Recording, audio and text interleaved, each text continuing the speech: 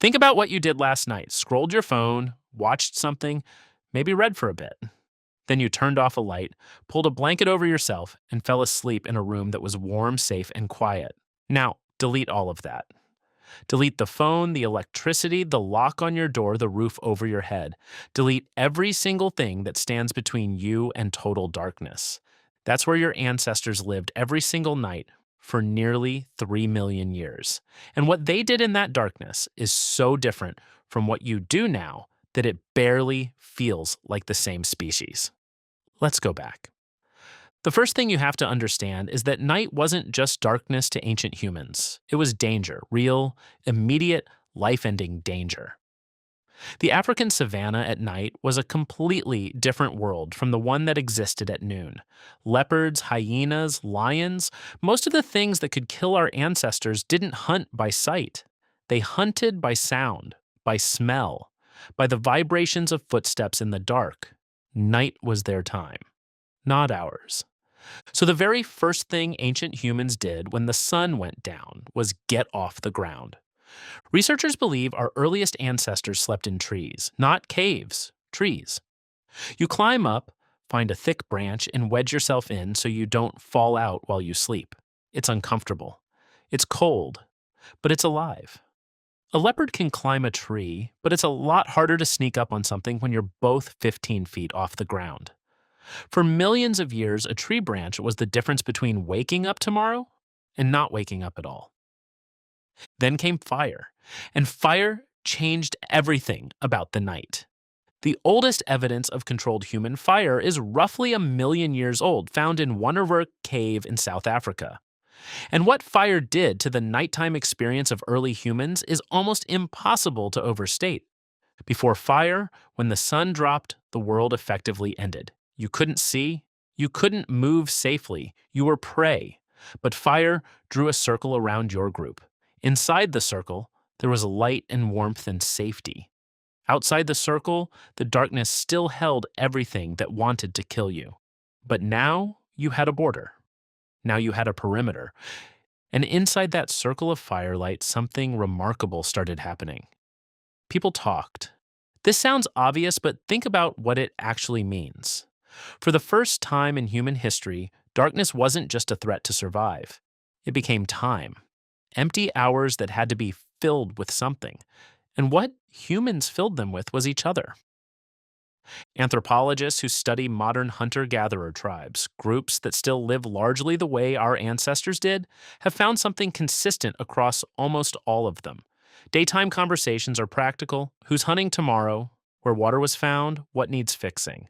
But nighttime conversations around the fire are something else entirely. They're stories. Around 80% of nighttime campfire talk in hunter-gatherer groups is about other people. Their behavior, their relationships, their mistakes, their extraordinary moments. Researchers call this social information sharing. Most of us would just call it gossip. And it turns out gossip might be one of the most important things humans ever did. Those stories weren't just entertainment, they were education. They were how knowledge moved between people who had no writing, no books, no way to record anything except sound and memory. A story told around a fire about a hunter who got too close to a river during the rainy season and didn't come back. That story kept people alive. It traveled from group to group, generation to generation. The story was the instruction manual. But fire didn't just produce stories, it produced something far stranger.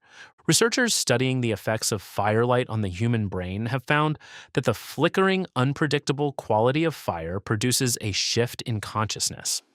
It's not sleep, but it's not quite full wakefulness either. It's something in between. A loosening of the boundaries between rational thought and imagination. People staring into fire reported feeling more emotionally open, more connected to the people around them, more likely to access something that felt almost spiritual. And this might be exactly where religion was born, not in temples, not in organized ceremonies, around a fire, in the dark. When the brain was half lit and the world beyond the circle was invisible and full of sounds no one could explain. Ancient humans also didn't sleep the way you do. This is one of the strangest and most consistently overlooked facts about our past. The idea of one long 8-hour sleep blocks, what scientists call monophasic sleep, is relatively modern. Your ancestors almost certainly practiced what's called segmented sleep. They slept for a few hours after dark, woke up naturally in the middle of the night for an hour or two, and then slept again until dawn. Historical records from medieval Europe reference this first sleep and second sleep as completely normal. The time in between was used for everything: praying, talking to a partner, checking on children, tending the fire, sometimes just lying awake thinking in a way that people described as unusually clear and vivid. A mental state that modern researchers believe may be tied to elevated prolactin levels that occur naturally during that middle of the night window. In other words, your great great ancestors had a built in creative hour written into their biology every single night, and we lost it. There's one more thing ancient humans did at night that most people have never considered. They made art. Deep inside caves, not at the entrance, not where light reached naturally, but hundreds of meters in. Archaeologists have found paintings, hand stencils, animals, abstract shapes, some of them over 40,000 years old. And here's what gets to you when you really think about it: those caves are completely, totally dark. There is no natural light, none. To paint those walls, ancient humans carried fire inside. They went deep into the earth, into places that must have felt terrifyingly sacred or terrifyingly dangerous, or both. And they painted by flickering torchlight in absolute silence. We don't know why. We don't know what it meant to them. But we know they did it at night, or something that felt like night. Sealed off from the sun, surrounded by stone, painting images of the world above by the only light they had. They were doing something that had no survival value, something purely human, creating something to look at that had no practical purpose except to exist. And that might be the most important thing to take away from all of this. Every night, for millions of years, humans were doing far more than just surviving the dark.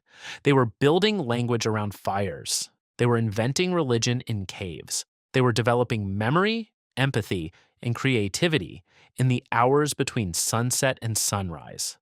The night wasn't dead time. It was the most alive time. It was when humans became human. We just forgot that somewhere along the way, when we got so good at lighting up the dark that we stopped noticing it was even there. Sound familiar?